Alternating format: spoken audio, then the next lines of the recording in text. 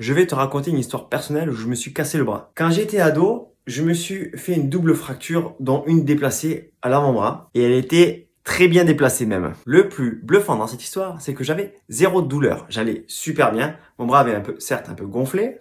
On m'avait posé la question, ah, est-ce que tu peux bouger ton bras? Ah ben oui, sans problème, sans problème. Et du coup, on m'a dit, ben, si tu peux le bouger, c'est pas cassé. Sauf que quand je suis allé faire une radio, j'ai vu l'état de mon bras, et j'ai dit, ah, c'est ça mon bras? Et là, d'un coup, j'ai commencé à avoir des douleurs. Une autre histoire similaire, c'est qu'un monsieur avait marché sur un clou, ça avait transpercé sa chaussure.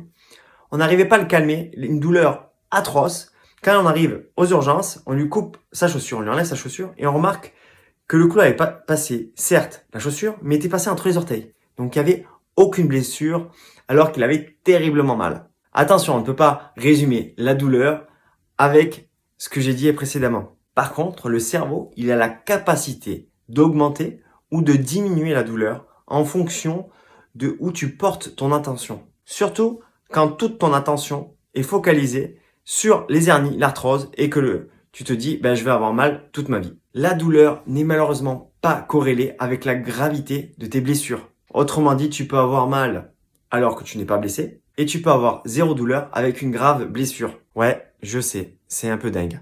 Si ça t'a plu, n'hésite pas à mettre un petit j'aime, ça permettra d'aider d'autres personnes. Allez, ciao!